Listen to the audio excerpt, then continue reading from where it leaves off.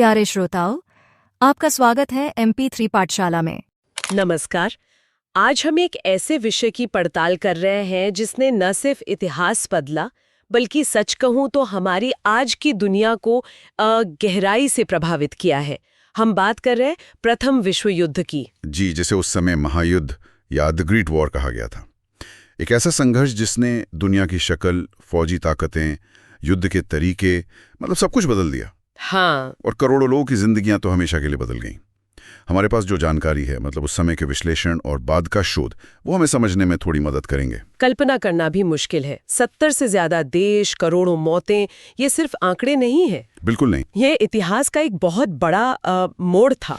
हमारा मकसद सिर्फ कहानी बताना नहीं, बल्कि ये समझना है कि ऐसा हुआ क्यों और इसके सबक क्या हैं। सही कहा। तो हम देखेंगे कि ये आग लगी कैसे, कौन सी ताकतें थी जो दुनिया को इस तरफ धकेल रही थी। हाँ, और ये गुट कौन थे? मित्र राष्ट्र, धुरी राष्ट्र, इनके अपने अपने क्या मतलब थे? और लड़ाई का तरीका क्या नया था? वो तकनीकें जिन्होंने इसे पहला औद्योगिक युद्ध बना दिया। हाँ, और मुख्य घटनाएं, और वो संधि जिसने युद्ध खत्म तो किया, पर क्या वाकई शांति ला पाई? और आखिर में सबसे जरूरी सवाल कि नतीजा क्या निकला? सिर्फ नक्शे पर नहीं, बल्कि समाज पर, अर्थव्यवस्था पर, आने वाली राजनीति पर क्या असर पड़ा? चलिए शुरू करते हैं। हाँ, उस एक घटना से शुरू करते हैं जिसे अक्सर इसकी वजह माना जाता है। बिल्कुल।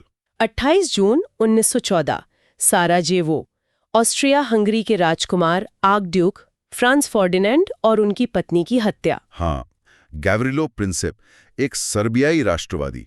लेकिन ये समझना जरूरी है कि ये सिर्फ एक चिंगारी थी। अच्छा। बारूद तो यूरोप में मतलब दशकों से जमा हो रहा था। यूरोप उस समय ना एक अजीब सी उथल-पुथल से गुजर रहा था। कैसी उथल-पुथल? मतलब माहौल में ऐसा क्या था कि एक हत्या ने पूरे महाद्वीप को और फिर पूरी दुनिया को जंग में धकेल दिया? देखिए, कई चीजें थीं।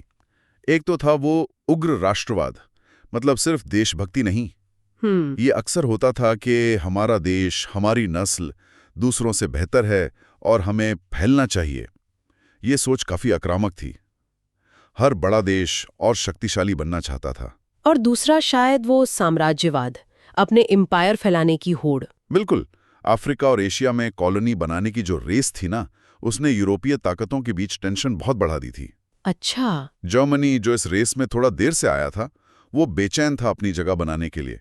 और इससे ब्रिटेन, फ्रांस जैसे पुराने खिलाड़ी वो थोड़े चौकन्ने हो गए थे। और इसके साथ ही वो सैनिक समझौतों का जाल भी तो था। ऐसा लगता है जैसे सब एक दूसरे से बंधे हुए थे। हाँ, वही तो। वो इतनी जटिल व्यवस्था थी जिसने एक लोकल झगड़े को ग्लोबल बना दिया। यूरोप दो बड़े मिलिट्री कैंप्स में बंट गया था। हाँ। एक तरफ जर्मनी, ऑस्ट्रिया, हंगरी, दूसरी तरफ फ्रांस, रूस। ब्रिटेन भी धीरे धीरे फ्रांस, रूस के करीब आ रहा था। एक देश युद्ध में कूदा तो उसके साथ ही भी कूद पड़ेंगे, चाहे उनका सीधा लेना देना हो या ना हो। डोमिनो इफेक्ट जैसा। तो फर्डिनेंड की हत्या हुई, ऑस्ट्रिया हंगरी ने सर्बिया को जिम्मेदार ठहराया, कुछ ऐसी मांगे रखी जो सर्बिया मान नहीं सकता था। हाँ, और फिर हमला कर दिया। और बस वहीं से वो संधियों का जाल एक्टिवेट हो गया। अच्छा। रूस आ गया सर्बिया के साथ। जर्मनी ने ऑस्ट्रिया हंगरी का साथ दिया, रूस के खिलाफ जंग छेड़ दी, फिर फ्रांस के खिलाफ भी। और ब्रिटेन? जब जर्मनी ने बेल्जियम के रास्ते फ्रांस पर हमला किया तो ब्रिटेन भी कूद पड़ा, और देखते ही देखते पूरा यूरोप आग की लपेट में। और दुनिया बट गई दो हिस्सों में, मित्र राष्ट्र और धुरी राष्ट्र। जी, मित्र राष्ट्र यानी एलाइड पावर्स। उसमें मेन थे ब्रिटेन, फ्रांस, रूस। बाद में इटली, जापान और 1917 में अमेरिका भी आ गया। और दूसरी तरफ सेंट्रल पावर्स यानी धुरी राष्ट्र। इसमें थे जर्मनी, ऑस्ट्रिया हंगरी, उस्मानी साम्राज्य यानी ऑटोमन एम्पायर और बुल्गारिया। ये सिर्फ नाम के गठबंधन नहीं थे, इन्होंने युद्ध का रुख तय किया। चलिए अब जरा लड़ाई के मैदान पर आते हैं। कहते हैं ये युद्ध पहले जैसा बिल्कुल नहीं था। क्या अलग था इसमें? तकनीक, टेक्नोलॉजी। इसने विनाश को एक नए लेवल पर पहुंचा दिया। सबसे बड़ा बदलाव शायद मशीन गन का था। Machine gun? हाँ, सोचिए, एक अकेली मशीन गन सैकड़ों हमलावर सैनिकों को मिनटों में ढेर कर सकती थी। इसने जो पुराने तरीके के हमले होते थे ना, उन्हें लगभग सुसाइडल बना दिया। और शायद इसीलिए वो खाइयों वाली लड़ाई शुरू हुई, ट्रेंच वॉरफेयर। बिल्कुल, खासकर पश्चिमी मोर्चे पर, फ्रांस और बेल्जियम में दोनों तरफ की सेनाओं ने सैकड़ों मील लंबी खाइयां खोद लीं। कांटेदार तार, मशीन गन पोस्ट्स।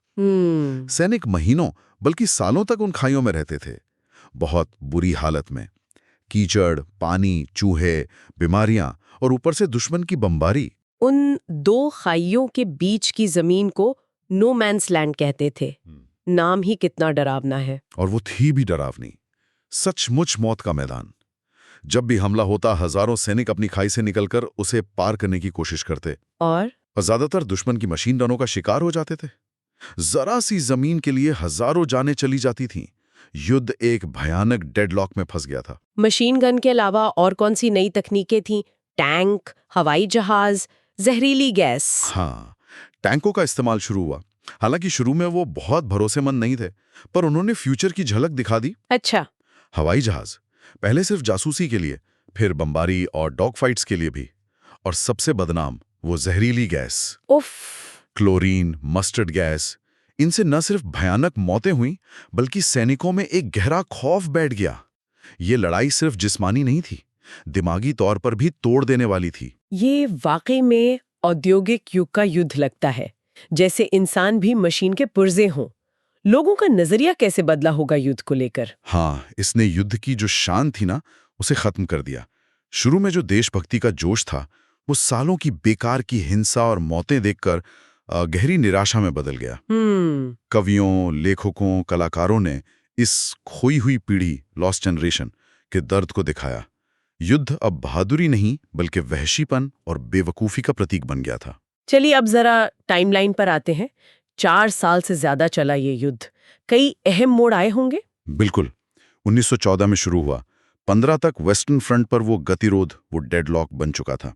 इसी साल जर्मनी ने पनडुब्बियों का, यू-बोट्स का बड़े पैमाने पर इस्तेमाल शुरू किया। उनका मकसद? मित्र राष्ट्रों की सप्लाई लाइन काटना, खासकर ब्रिटेन की। समंदर से जो सामान आता था उसे रोकना, उन्हें भूखा मारना एक तरह से। ये अनरिस्ट्रिक्टेड सबमरीन वॉरफेयर काफी विवादों में रहा है ना, क्योंकि सिविलियन जहाज भी निशाने पर आ रहे थे। हाँ, और यही एक बड़ा कारण बना अमेरिका के युद्ध में आने का। 1915 में जर्मन यू बोट ने ब्रिटिश पैसेंजर जहाज लूसिटानिया डुबो दिया। उसमें कई अमेरिकी नागरिक भी थे। अच्छा। इससे अमेरिका में जर्मनी के खिलाफ माहौल बनने लगा था। और फिर 1917, ये साल तो बहुत अहम था। हाँ, 2 बड़ी बातें हुई। पहली, जर्मनी ने वो अप्रतिबंधित पनडुब्बी युद्ध फिर से तेज कर दिया। उन्हें लगा कि वो ब्रिटेन को घुटने टेकने पर मजबूर कर देंगे, इससे पहले कि अमेरिका कुछ कर पाए। लेकिन हुआ उल्टा। अमेरिका ने अप्रैल 1917 में जर्मनी के खिलाफ युद्ध की घोषणा कर दी। अमेरिका का आना तो मित्र राष्ट्रों के लिए बहुत बड़ी बात रही होगी। जबरदस्त, बहुत बड़ी बात। अमेरिका सिर्फ नए सैनिक नहीं लाया, उसकी जो विशाल औद्योगिक और आर्थिक ताकत थी, वो भी मित्र राष्ट्रों के पाले में आ गई। ये युद्ध का पड़ला झुकाने वाला कदम था। हालांकि फौज को यूरोप पहुंचने में थोड़ा वक्त लगा। और 1917 की दूसरी बड़ी घटना? रूस में क्रांति। जी। मार्च में जार का तख्ता पलट, फिर नवंबर में बुल्शेविक क्रांति। लेनिन सत्ता में आए। हाँ। और नई कम्युनिस्ट सरकार ने कहा कि ये पूंजीवादी, साम्राज्यवादी ताकतों की लड़ाई है, हम इससे हटते हैं। मार्च 1918 में रूस ने जर्मनी से अलग संधि कर ली, ब्रेस्ट-लिटोव्स्की संधि, और युद्ध से बाहर हो गया। तो रूस के हटने से जर्मनी को कुछ राहत मिली होगी। ईस्टर्न फ्रंट से फौज हटाकर वेस्टर्न फ्रंट पर लगा सका होगा। हाँ, बिल्कुल। जर्मनी ने अपनी सारी ताकत वेस्टर्न फ्रंट पे झोंक दी। 1918 के वसंत में एक बड़ा हमला किया, स्प्रिंग ऑफेंसिव। अच्छा। शुरू में कामयाबी भी मिली, पर तब तक अमेरिकी सैनिक बड़ी तादाद में पहुंचने लगे थे। मित्र राष्ट्रों ने जोरदार जवाबी हमला किया। जर्मन सेना अब थक चुकी थी, उनके रिसोर्स खत्म हो रहे थे, देश के अंदर भी हालत खराब थी। अब फिर धीरे धीरे धुरी राष्ट्र बिखरने लगे। हाँ, बुल्गारिया हटा सितंबर 1918 में, फिर अक्टूबर में उस्मानी साम्राज्य। ऑस्ट्रिया हंगरी तो अंदर से ही टूट रहा था, उसने नवंबर शुरू में हार मान ली। तो जर्मनी अकेला रह गया। वहां नेवी में विद्रोह हो गया, लोग सड़कों पर आ गए। आखिरकार जर्मन सम्राट काइसर विल्हेम द्वितीय गद्दी छोड़कर भाग गए। और अंत में 11 नवंबर 1918 सुबह 11 बजे युद्ध विराम, महायुद्ध खत्म हुआ। पर अब शांति कैसे हो, ये चुनौती थी। बिल्कुल। जो जीते थे मित्र राष्ट्र, उनके नेता पेरिस के पास वर्साय महल में मिले। मकसद था एक ऐसी संधि बनाना जो आगे युद्ध रोके। लेकिन सबके अपने अपने इरादे थे शायद। हाँ, बिल्कुल। अमेरिकी राष्ट्रपति विल्सन थोड़े आदर्शवादी थे। वो राष्ट्रों के आत्मनिर्णय लीग ऑफ नेशंस की बात कर रहे थे। उधर फ्रांस के प्रधानमंत्री क्लेमेंसयू थे। वो जर्मनी को सजा देना चाहते थे, उसे हमेशा के लिए कमजोर करना चाहते थे, क्योंकि फ्रांस ने सबसे ज्यादा झेला था। ब्रिटेन बीच का रास्ता देख रहा था। और नतीजा निकला वर्साय की संधि 1919 में। ये इतनी विवादास्पद क्यों है? कई कारण हैं। एक तो वो वॉर गिल्ट क्लॉज, मतलब युद्ध शुरू करने की सारी जिम्मेदारी अकेले जर्मनी पर डाल दी। अच्छा। ये जर्मन लोगों के लिए बहुत बड़ा अपमान था। फिर जर्मनी पर भारी मुआवजा थोपा गया, इतना ज्यादा कि उसकी तबाह अर्थव्यवस्था के लिए देना नामुमकिन सा था। उसकी सेना भी बहुत छोटी कर दी गई और जमीन भी छीन ली गई। हाँ, सेना सिर्फ 1 लाख, पनडुब्बी, हवाई जहाज रखने पर पाबंदी, राइनलैंड को डीमिलिटराइज कर दिया, अल्सेस लॉरेन फ्रांस को वापस, पोलैंड को समुद्र तक रास्ता देने के लिए जर्मनी का हिस्सा काटा गया, सारी कॉलोनीज छीन ली गई। इरादा तो शायद जर्मनी को फिर से खतरा बनने से रोकना था, पर क्या ये तरीका सही था? यहीं पर इतिहासकार बढ़ जाते हैं। कुछ कहते हैं कि जर्मनी ने जो किया था, बेल्जियम और फ्रांस में जो तबाही मचाई थी, उसके लिए ये जरूरी था। लेकिन ज्यादातर मानते हैं कि संधि बहुत ज्यादा कठोर थी, अदूरदर्शी थी। इसने जर्मनी में बदले की भावना और उग्र राष्ट्रवाद को हवा दी। लोगों को लगा कि उनके साथ नाइंसाफी हुई है। और इसने जर्मनी की जो नई डेमोक्रेटिक सरकार थी, वाइमार रिपब्लिक, उसे भी कमजोर किया, क्योंकि उसी ने इस अपमानजनक संधि पर साइन किए थे। तो ये शांति संधि एक तरह से अगले युद्ध का बीज बो रही थी। कई मायनों में हाँ। इसने पुरानी समस्याएं हल नहीं की, बल्कि नई पैदा कर दी। अब जरा युद्ध के ओवरऑल नतीजों पर नजर डालें। सबसे पहले तो इंसानी नुकसान। आंकड़े तो अविश्वसनीय हैं। करीब 1 करोड़ सैनिक मारे गए। सोचिए, पूरी एक पीढ़ी के नौजवान। हाँ। इसके अलावा करीब 70 लाख से 1 करोड़ आम नागरिक भी। बमबारी, भुखमरी, बीमारियां, वो जो स्पेनिश फ्लू फैला था 1918-19 में, जिसने युद्ध से भी ज्यादा जानें ली, वो भी सैनिकों की आवाजाही से ही फैला था। लाखों घायल हुए, अपाहिज हुए, अनाथ, विधवा, पूरा सामाजिक ताना बाना खिल गया था। और आर्थिक तौर पर तबाही, हर लड़ने वाले देश पर भारी कर्ज, इंडस्ट्री, खेती बर्बाद। जर्मनी तो मुआवजे के बोझ तले दब गया, वहां हाइपर इन्फ्लेशन हो गया। नक्शा भी बदल गया। हाँ, 4 बड़े साम्राज्य खत्म हो गए, रूसी, जर्मन, ऑस्ट्रिया हंगरी और उस्मानी। अच्छा। इनकी जगह यूरोप में कई नए देश बने, Poland, Czechoslovakia, Yugoslavia, Finland, Latvia, Lithuania, Estonia. Middle east में उस्मानी साम्राज्य के खंडरों ब्रिटेन और फ्रांस ने अपने असर वाले इलाके बना लिए, जिससे आज तक चले आ रहे कई झगड़ों की नींव पड़ी। और भविष्य में शांति के लिए लीग ऑफ नेशंस बना। हाँ, ये राष्ट्रपति विल्सन का सपना था, एक इंटरनेशनल फोरम जहां देश बातचीत से मसले सुलझाएं।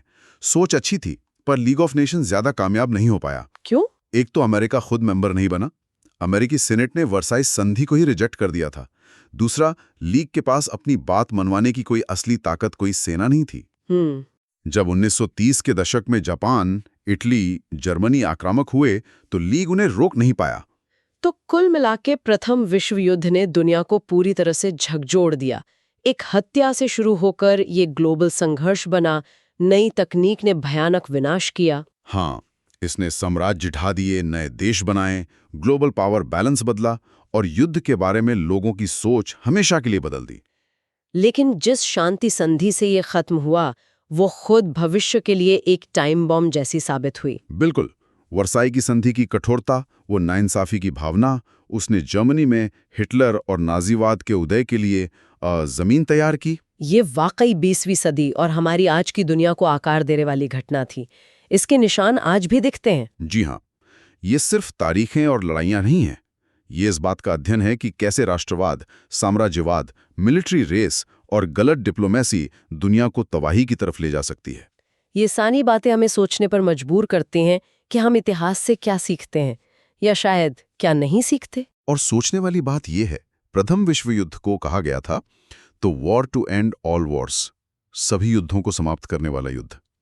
लोगों को सच में उम्मीद थी कि इतनी बड़ी तबाही के बाद इंसानियत सबक सीखेगी, पर ऐसा हुआ नहीं। नहीं हुआ। सिर्फ 20 साल बाद दुनिया एक और इससे भी बड़े विश्व युद्ध में फंस गई। तो ये हमें शांति स्थापित करने के प्रोसेस के बारे में क्या सिखाता है?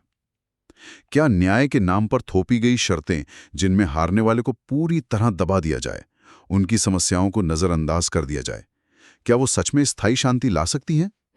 या वे अनजाने में ही अगले संघर्ष के बीज बो देती हैं?